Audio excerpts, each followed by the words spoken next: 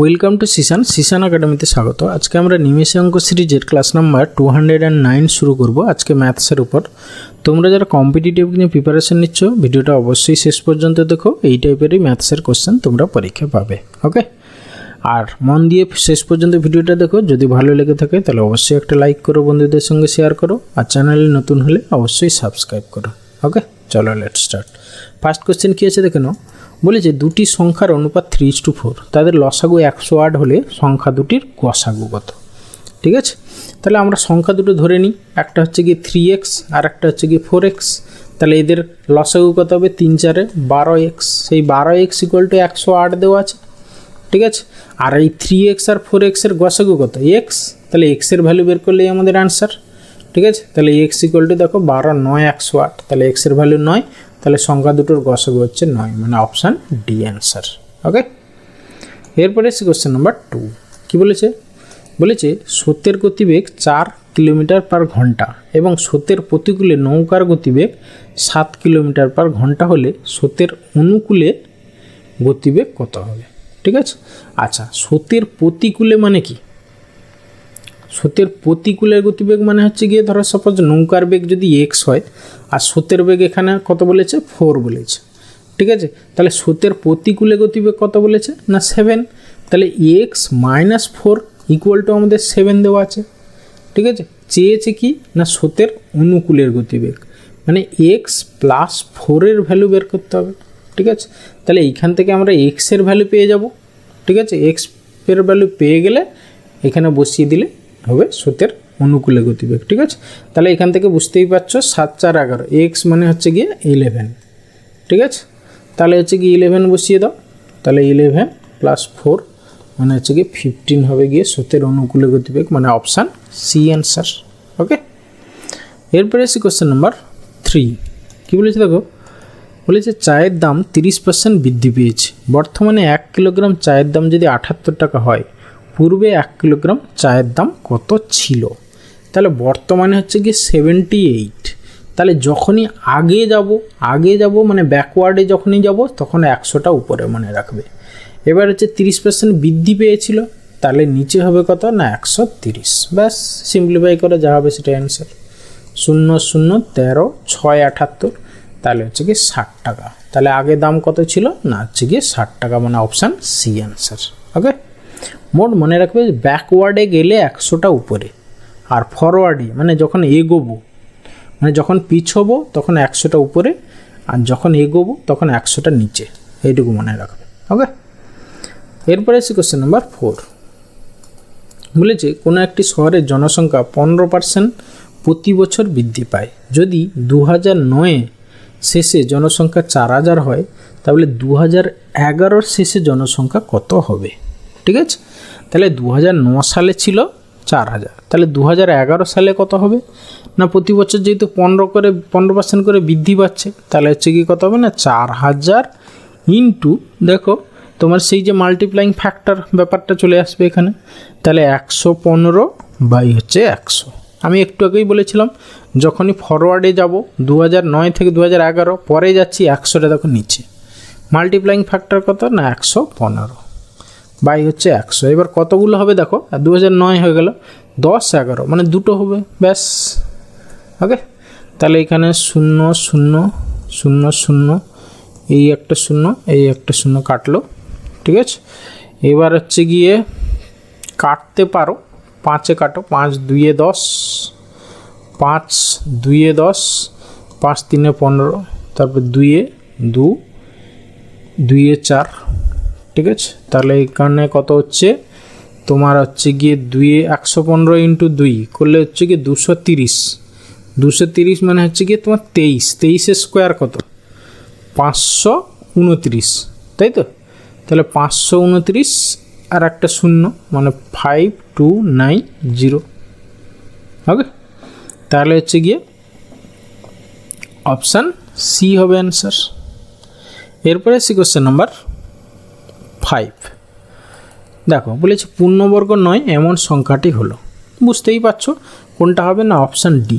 কেন যদি না বুঝতে পারো, দেখো কোনো পূর্ণবর্গ সংখ্যার ইউনিট ডিজিট কখনোই 3 হতে পারে না। কারণ কি, তুমি 1 থেকে 9 পর্যন্ত সংখ্যা বা 10 পর্যন্ত সংখ্যা দেখো। 1 স্কোয়ার হলে কত হয় 1, 2 স্কোয়ার হলে 4, 3 স্কোয়ার হলে 9, 4 স্কোয়ার হলে তার ইউনিট ডিজিটটা ভাবো, হ্যাঁ, মানে 16, মানে হচ্ছে কি 6, 5 স্কোয়ার হলে 25, মানে ইউনিট ডিজিট কত হচ্ছে 5, 6 square 36, unit digit 6, 7 square 49, unit digit 9, 8 square 64, 64, 9 square 81, 81, 1, আর হচ্ছে কি 10 স্কোয়ার মানে হচ্ছে কি 100, ইউনিট ডিজিট হচ্ছে কি 0 হবে। তাহলে কোথাও দেখো ইউনিট ডিজিট কখনো তোমার 3 আসবে না পূর্ণবর্গ সংখ্যার ক্ষেত্রে। সেই জন্য এখানে দেখো একটা অপশানে আছে ইউনিট ডিজিট 3, তাহলে এটাই হবে গিয়ে পূর্ণবর্গ সংখ্যা নয়, মানে অপশান ডি হবে এখানে অ্যান্সার। ওকে, এরপরে আছে কোশ্চেন নাম্বার 6, বলেছে দুটি সংখ্যা অন্য একটি তৃতীয় সংখ্যার থেকে যথাক্রমে 20% এবং 50% বেশি, সংখ্যা দুটির অনুপাত কত? ধরো তৃতীয় সংখ্যাটা তুমি 100 ধরে নাও, ঠিক আছে, থার্ড নাম্বারটা, তাহলে প্রথম নাম্বারটা কত হবে না, যেহেতু 20% বেশি তাহলে 120, আর দ্বিতীয় নাম্বারটা কত হবে 50% বেশি মানে 150, এই দুটোর অনুপাত বলেছে, ঠিক আছে। তাহলে 120:150, তাহলে 0 0 কেটে দাও, 3 3 4 12, 3 5 15, 4:5, মানে অপশান সি অ্যান্সার। ওকে, এরপরে আসি কোশ্চেন নাম্বার 7, দেখো কি বলেছে। বলেছে একটি বিদ্যালয়ের স্পোর্টস ক্লাবের সদস্য সংখ্যা 40, ছেলে ও মেয়ে সদস্যের অনুপাত হচ্ছে 3:1, কতজন মেয়ে সদস্য বাড়লে ছেলে এবং মেয়ের অনুপাত 3:2 হবে? ঠিক আছে, দেখো প্রথমে ছিল রেশিও 3:1 ছেলে আর মেয়ে, পরে বলেছে রেশিওটা কতজন মেয়ে সদস্য বাড়লে রেশিওটা 3:2 হবে। দেখো তোমার ছেলে 3 আছে, মেয়ে দেখো কত হয়েছে 1 ইউনিট বেড়েছে, ঠিক আছে। তাহলে আগে দেখো 3 একে 4 ইউনিটের ভ্যালু কত ছিল না, হচ্ছে কি টোটাল 40 জন, তাহলে 1 ইউনিট বাড়বে, ঠিক আছে, 1 ইউনিট বাড়বে মানে হচ্ছে গিয়ে তোমার 10 জন বাড়বে। তাহলে 10 জন মেয়ে যদি বাড়ে তাহলে হচ্ছে গিয়ে ছেলে মেয়ের অনুপাত 3:2 হবে, মানে অপশান বি অ্যান্সার হবে। এরপরে আসি কোশ্চেন নাম্বার 8, বলেছে একজন ব্যাটসম্যান একাদশতম ইনিংসে 100 রান করায় তার রান সংখ্যার গড় পূর্বের চেয়ে 5% বৃদ্ধি পেয়েছে, একাদশতম ইনিংসের পর তার রান সংখ্যার গড় কত? জাস্ট কিচ্ছু নেই, এই একাদশতম ইনিংসের যে রান সেখান থেকে দেখো আগের 10টা ইনিংস ছিল সবার 5 করে বেড়ে গেছে, ঠিক আছে। তাহলে 10 × 5, তাহলে একাদশ ইনিংসের পর গড় রান হচ্ছে গিয়ে তার কত দাঁড়ালো না 100 - 10 × 5 = 50, মানে হচ্ছে গিয়ে 50, মানে অপশান সি অ্যান্সার। ওকে, এরপরে আসি কোশ্চেন নাম্বার 9, বলেছে 48-এর শতকরা কত ভাগ 36, মানে হচ্ছে গিয়ে 48-এর যার সাপেক্ষে সেটা নিচে, তাহলে 36 হচ্ছে 48-এর কত ভাগ, তাহলে 36/48 × 100, ঠিক আছে। তাহলে 4-এ কাটাকাটি করো, 4 বা 18 দিয়ে কাটো,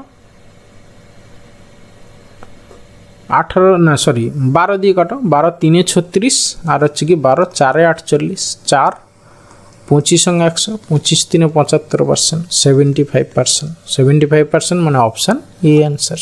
ওকে, এরপরে আসি question number 10 and final question. কি বলেছে কিছু পরিমাণ মূলধন সরল সুদে 4 বছরে দ্বিগুণ হয়, কত বছরে তার সুদে মূলে 4 গুণ হবে? দেখো যদি সাপোজ 100 টাকা হয়, সেটা বলেছে 4 বছরে 4 ইয়ার্সে কত হবে না দ্বিগুণ হবে, মানে হচ্ছে কি 200 টাকা হয়ে যাবে, ঠিক আছে। মানে কি 100 টাকা সুদ হচ্ছে, ঠিক আছে, মানে 100 টাকা সুদ হচ্ছে ক বছরে 4 বছরে 4 ইয়ার্সে, ঠিক আছে। এবার বলছে কত বছরে সুদে মূলে 4 গুণ হবে, মানে কি 100 টাকাটা তোমার 400 টাকা হয়ে যাবে, মানে সুদ হবে কত 300 টাকা হয়ে যাবে, ঠিক আছে। তাহলে 100 টাকা সুদ হয় 4 বছরে, তাহলে 300 টাকা সুদ হবে কত না 4 3-এ 12 বছরে, মানে অপশান এ হবে অ্যান্সার। ওকে, থ্যাংক ইউ ভিডিওটা শেষ পর্যন্ত দেখার জন্য। আশা করি ভালো লাগলো, তাহলে অবশ্যই একটা লাইক করো, বন্ধুদের সঙ্গে শেয়ার করো, আর চ্যানেলে নতুন হলে অবশ্যই সাবস্ক্রাইব করো। ওকে, ভালো থাকবে, বাই।